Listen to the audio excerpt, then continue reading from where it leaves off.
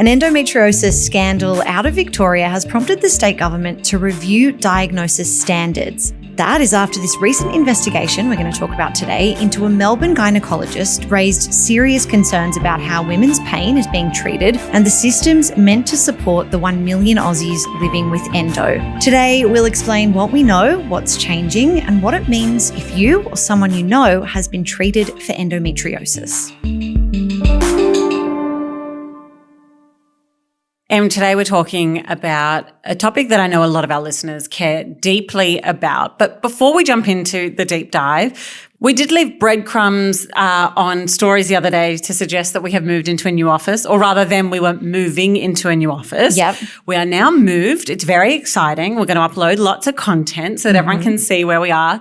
However, for our listeners right now, we haven't 100% nailed the acoustics, as you might be able to hear. We are so lucky to be in a beautiful, big new studio, which is going to be life-changing when we get all of the soundproofing installed. Correct. But in the meantime, we're in a bit of a big empty room. Yeah, this is the only time where having a bigger room is actually a bad thing. Yeah, and what a problem to have. Exactly. Things will be looking up shortly, but we do appreciate your understanding with our transitional phase. Exactly, all in the name of starting up. So let's jump into today's deep dive. You foreshadowed in the intro there that we were talking about endometriosis, and I know a lot of people will be familiar with it. You know, many of our listeners would be living with it. For those, though, who might not be, what is it? So endometriosis, or endo as it's often called, as I will call it throughout the episode, it's a condition where tissue similar to the lining of the uterus grows outside of the uterus in other parts of the body. So for endo patients, that can often mean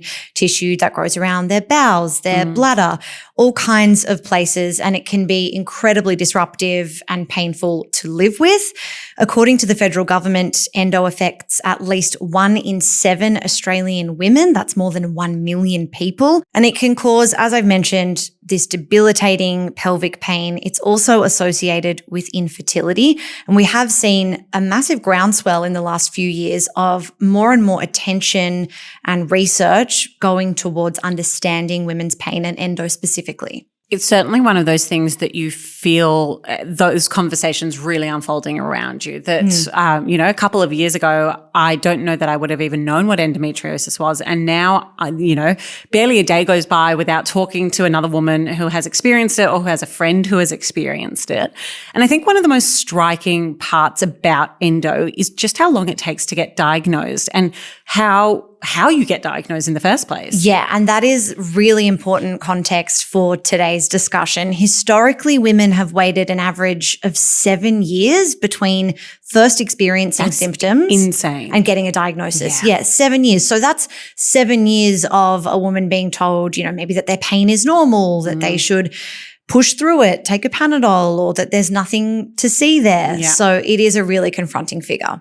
And so against that backdrop of how debilitating the pain can be, how long it takes to get diagnosed in so many cases, and also how widespread it is now, tell me about the ABC investigation that dropped last week, because I feel like that was the catalyst for this conversation today. Yeah. So ABC's Four Corners ran an episode called Scarred last week. You might have seen it. It was the result of a 7-month investigation into a surgeon, a gynaecologist named Dr. Simon Gordon. Now, he practiced at Melbourne's Epworth Private Hospital. He also ran his own private clinic called Endo Health, and he really branded himself as a specialist in laparoscopic surgery for endometriosis. He's been referred to as the endo guru, a really well-known endo specialist. Okay, so and back to Dr. Simon Gordon. You mentioned at the end there, and I just wanted to pick up perhaps for a bit of literacy's sake for our audience. You said that he was a specialist, I believe, in laparoscopic surgery for endo. What does that actually mean? Good question. Okay. A laparoscopy is a type of keyhole surgery. It's this procedure that is widely used to help diagnose endometriosis. So surgeons make a small cut in the abdomen, often in 3 places. They insert a thin tube with a light and a camera, and that allows them to see inside the body. And a laparoscopy can also be used to remove tissue. So if during the procedure, the surgeon sees endometriosis, sees that tissue, they can remove it in that procedure. It is an invasive one. You go under general anesthetic. It can take 1 or 2 weeks for patients to kind of get back to their daily activities, and in some cases, several months to fully recover. And so we're talking this surgery that you're talking about, that is only being used to diagnose in the first place. Like that is not even the removal of the outer tissue. We're just talking about how, and I think that we should rest on that point because, you know, the figures that we spoke about before, 1 in 7 women, Australian women having been diagnosed, given that that barrier is so high for diagnosis, it's unbelievable that it is that common and how much more common it would be in Australian society if it were easier to diagnose. And of course, diagnosis technology, innovations are developing, but for a long time, laparoscopy has really been the kind of go-to assumed procedure for anyone who wants to find out if they have endo. But what a lot of patients struggle with is making that decision about, well, do I need to undergo an invasive surgery? What if I don't have it? And all of the questions that come with that. Yeah, okay. And so let's go back to that investigation, that ABC investigation. So is it right that Dr. Gordon was performing a lot of these procedures? Is this on? It's Billy from TDA, and we are wondering if you can hit subscribe to help this channel grow. Now, back to the video.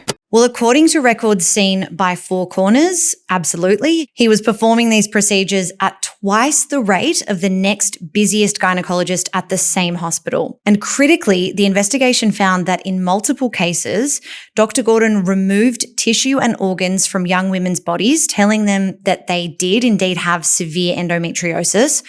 But their post-operative pathology, so testing of the removed tissue after the procedure, showed little or no trace of the disease. Wow. These are the claims from Four Corners. Those are pretty serious allegations. Did the Four Corners episode actually include any case studies, or was it people speaking anonymously to the ABC? We heard a really interesting case of a woman named Courtney Patton. Now, she's really the centerpiece of the investigation. Dr. Gordon performed 7 surgeries on Courtney for what he described as severe endo. By the time she was 25, both of her ovaries and her uterus had been removed. Her family paid more than $32,000 for these surgeries. And when Four Corners suggested that Courtney request her own pathology records as part of its investigation, the actual lab results from her operations showed, as she discovered, that there was no evidence of endo. Repeatedly, results showed no evidence of endo. How does this go unnoticed for so long? You know, if these lab results can be found and they directly go against, or it's alleged they directly go against what this doctor was advising, how does that happen? Well, this is where these broader allegations of institutional failure come in, of malpractice allegations against not only the surgeon, but the hospital within which he was operating. So according to the ABC's reporting, complaints were made to the hospital. Clinicians did raise concerns, patients raised concerns, and those complaints went to Epworth Management, the hospital management. They went to the Australian Health Practitioner Regulation Agency, known as APRA, and to Victoria's Health Complaints Commission.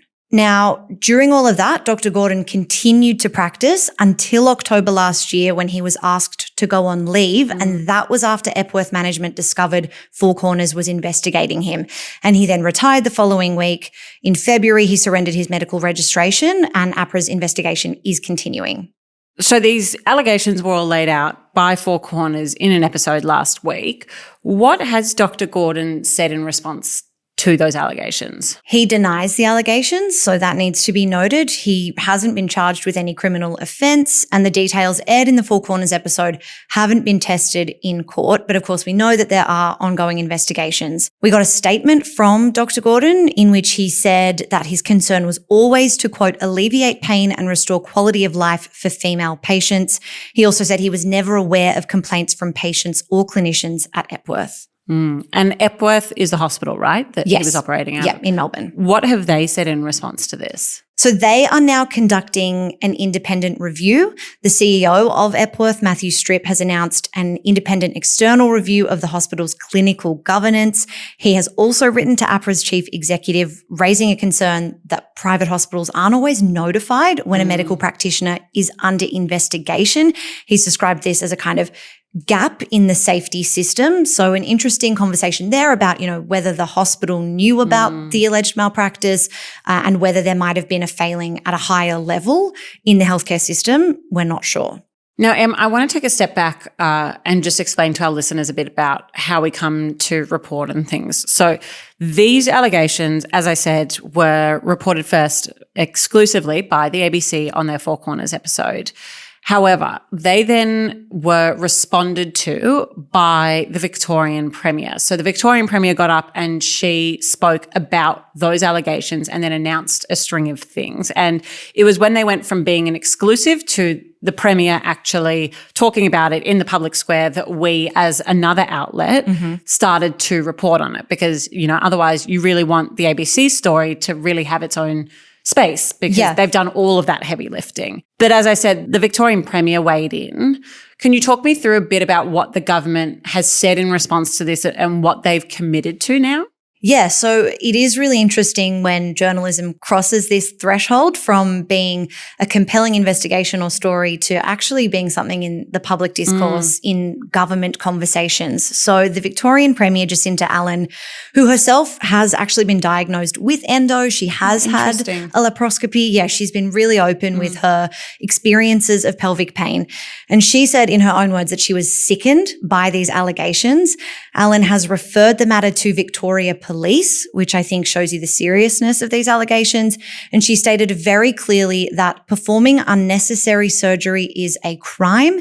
Removing a woman's organs without a clinical need is a crime. She's also announced that the state's health watchdog, that's Safer Care Victoria, is going to sit on that independent review panel that Epworth Hospital has launched. So they will be involved. And Allen announced the state government is going to standardise the guidelines for how endo is diagnosed. The key change there is that an ultrasound, a much less invasive procedure, should be the first step according to these guidelines rather than going straight to surgery. So that will kind of make that a uniform recommendation for healthcare providers. And the Premier also announced additional training for doctors treating endo in the state. Okay, so we've had a pretty quick response by the Victorian government and they've set out what they're going to do. Interestingly, though, given this is a state matter, we also heard from the Prime Minister. I was scrolling on Instagram and saw one of his posts on this. Can you just share a bit about why he weighed in and what he said? Yeah, so Anthony Albanese shared a post on Thursday talking about women's pain. It wasn't directly addressing the alleged misconduct in Victoria, but it certainly came in this moment where there was this heightened discussion around women's pain. So the PM shared the story of a woman named Alana, who he says was told to, quote, just take a Panadol by healthcare professionals after years of pelvic pain. He wrote, her story is all too common, women suffering for years because their pain gets dismissed. We're determined to change that. And then he spruiked the federal government's plan to open 33 endo and pelvic pain clinics. Now, 11 of those sites were announced last year, so this is an expansion. And according to a study referenced at one of the clinic launches, the average wait time to diagnose endo has reduced from around 7 years to 2.5 years since these clinics were introduced. So we have there, both at a state and a federal level, a commitment to better care for women who are experiencing and suffering with endometriosis. Typically and traditionally, this has been an area that has been underfunded, as we know, from the amount of funding that has been committed. Where does all of this leave us with? What is the picture that is painted for women living with endometriosis in Australia right now? I think certainly we're going to continue to see a magnifying glass on these issues, more transparency and a push for better standards. Victoria Police are investigating those allegations aired by Four Corners. There are also many women who will potentially form a class action. There are a couple of law firms who have said that they are looking into the alleged misconduct by Dr. Gordon, so there could be civil action there. We have the hospital reviewing. APRA is also investigating. And And the Victorian government has committed to these standardised guidelines. At a federal level, we've got that investment in endocare continuing. Many women in Melbourne and around the state will still be waiting to understand if they are impacted by this, if they are former patients of Dr. Gordon, and whether they have legal recourse. So we will keep an eye on that. Em, thank you for taking us through that. Again, I know that this is something that affects so many of our listeners, so I'm sure they will be grateful for understanding a bit more about where that news story has come from and where we're going next. Thank you. And thank you for joining us for this episode, even if it was a bit echoey, of the Daily Aus. We'll be back later today with the headlines, but until then, have a fabulous day.